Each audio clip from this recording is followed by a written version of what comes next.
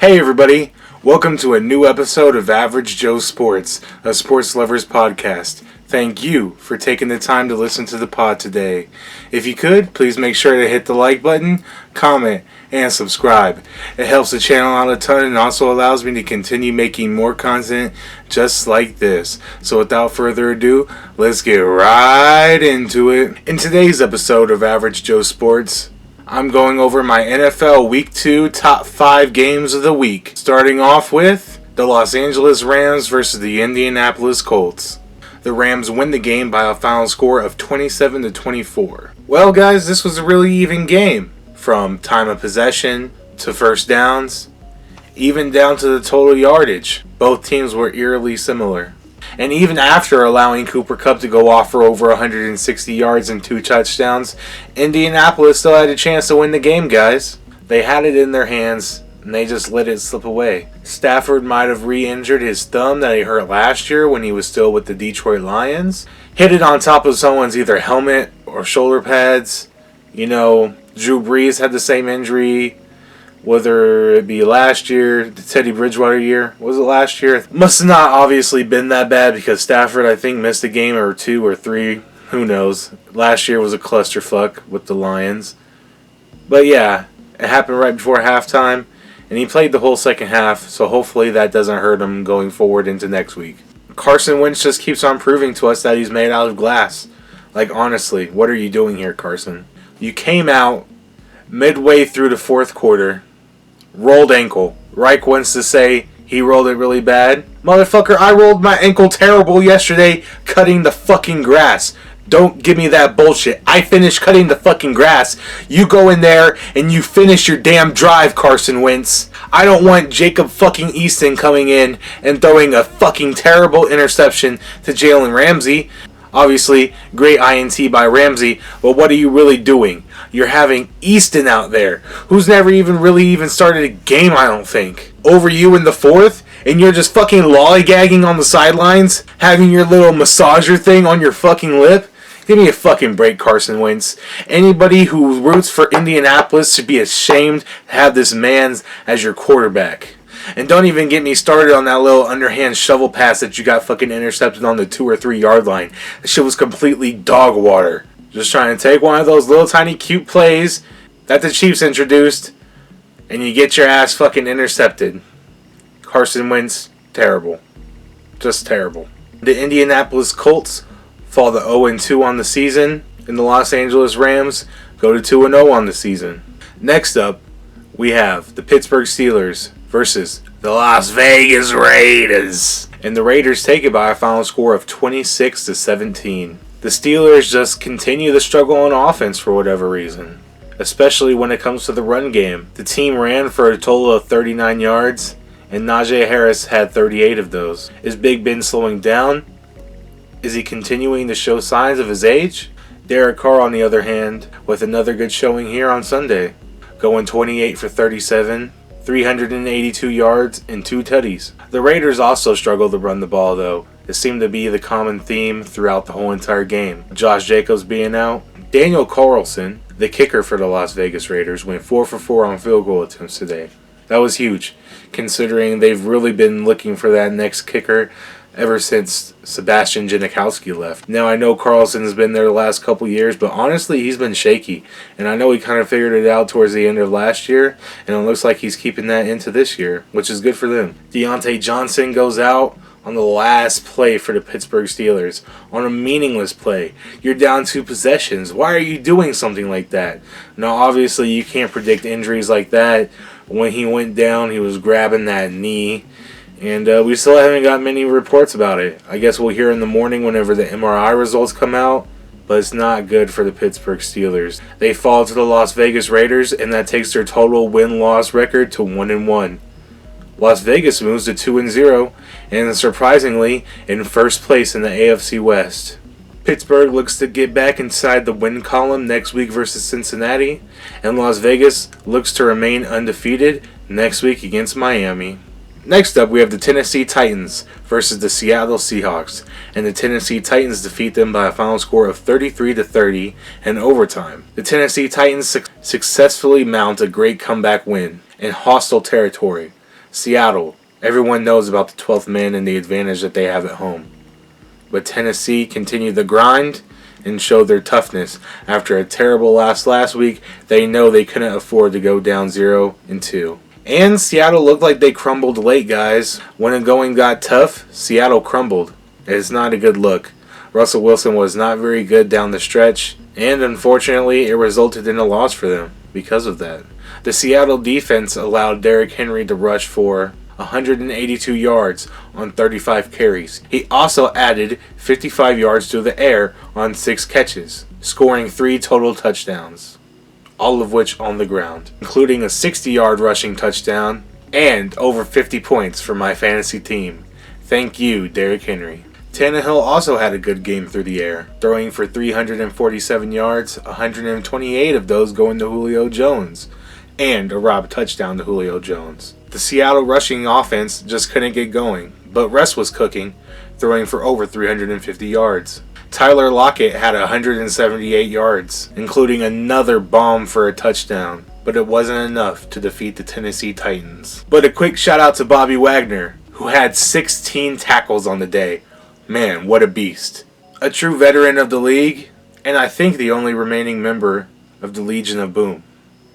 Good for Bobby Wagner, sticking it out and remaining with the Seattle Seahawks. Kudos to you.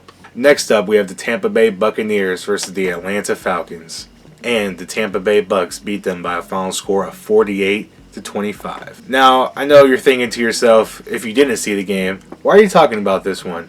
It seems like it was a blowout. And these are the top 5 games of the week, right? And you have a blowout? Well, let me just tell you this. Tom Brady had 5 total touchdowns. 2 to Gronk, 2 to Mike Evans, 1 to Chris Godwin. Now, when you have Leonard Fournette as your second flex in fantasy, those numbers aren't great. You know, you'd like to see maybe Fournette get some of those touches down there in the red zone, but Brady was having none of it. He was padding those stats today, boy. I tell you what, he wanted every single goal line fade route ran. You know, Tom Brady and Mike Evans, man. But the Bucs just continue to look dominant. You know, they've looked a little bit shaky on defense, but I think they're getting it under control. These weapons that they have, just crazy. Just crazy. Hey, but give it up to the Falcons, though. They made it a game all the way until the fourth quarter. And that's when Mike Edwards happened. He had not 1, but 2 pick sixes. The first one bounced right out of a receiver's hands into his, and he ran it back.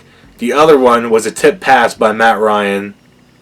Went way up in the air. It seemed like it was in the air for 5-6 seconds. Everyone's looking around, and it just falls into Edwards' hands again and runs it right in for another score. Has to be the quarter of that guy's life. Give it up for Mike Edwards. Probably never going to happen again, but he also had 3 passes deflected and 8 tackles on the day. An absolute beast. The Falcons look to get in the win column next week versus the New York Giants, and Tampa Bay looks to remain undefeated in a tough game versus the Los Angeles Rams. This takes us to our last game of the week, and a heartbreaker it was. We have the Kansas City Chiefs versus the Baltimore Ravens, and the Ravens take it by a final score of 36-35. Rant in 3, 2, 1. Chiefs run defense, what are you fucking doing, man? You let Baltimore nearly have 300 fucking yards rushing on your ass? Are you fucking kidding me? First, second, I don't remember what it was now. The game's made my judgment so cloudy I can't fucking remember. Tyrann Mathieu starts the game off, though, with a pick 6. Good start. We might have Lamar shook, right? And we probably did. At least from throwing the ball, that is. Unless you want to talk about the busted coverage on Hollywood Brown that allowed him to have a 50, 60-yard touchdown. Yeah, we'll just forget about that one because, okay, let's just say we forget about it. And that was the good pass he made, you know. Whatever. Later on in the second quarter, he throws another interception to Tyrann Mathieu in the end zone. That was points that they were going to score. All right, we take it off the board. That's 2 for Mathieu. Great. But we can't stop the fucking run all night? Are you fucking kidding me? You let Lamar Jackson average over 10 yards a rush? I don't know. This defense looks lost at times. I don't know. We couldn't stop a nosebleed, and that's a real problem.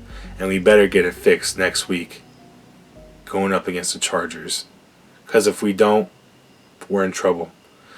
This defense looks like it did when Bob Sutton was still in charge. And now I look like I don't know what I'm talking about when I was the one pounding the hammer saying, hey, the Chiefs might be a top 10 defense this year. Boy, do I look stupid now. Steve Spagnuolo, get your guys in check, or this is going to be a long season. Give all the props to Baltimore, though. You're going through the ringer when it comes to injuries, especially on running backs. And your best corner, Marcus Peters, former Chief, goes out hurt right before the first game of the season with an ACL. So he's not in there. Rookies stepped up. Rookies made plays. When it came to the fourth quarter, Kansas City was up 11, looking good. Unfortunately, on third down, Mahomes tried to do too much. And unfortunately, Patrick Mahomes throws one of his worst INTs as a Chief. It's third down. He's trying to make something happen. You're up 11. Just throw it out of bounds. Punt. Play field position. But he's contorting. He's getting taken down. He thinks he can get the ball up to Kelsey, but he doesn't, and it's picked off. Baltimore gets good field position, and of course, they capitalize and score a touchdown. Then the Chiefs get the ball. Nothing comes out of it. Punt it. Ravens get the ball again. And this time, take 8 minutes off the clock, go down, score. Just above the 2-minute warning, all 3 of your timeouts. It's 36-35. All you need is a field goal. If you have the 2-minute warning and 3 timeouts and Patrick Mahomes on your team, you think that's a win, right? I mean, I sure did. And it was looking like we were going to win. We were driving. We were in field goal range. We're about at the 32-yard line. It would have been a 50-something yarder for Butker. But, I don't remember if it was first or second down. Mahomes is getting more yardage. It probably would have been just a 30-yard extra point chip shot for Butker.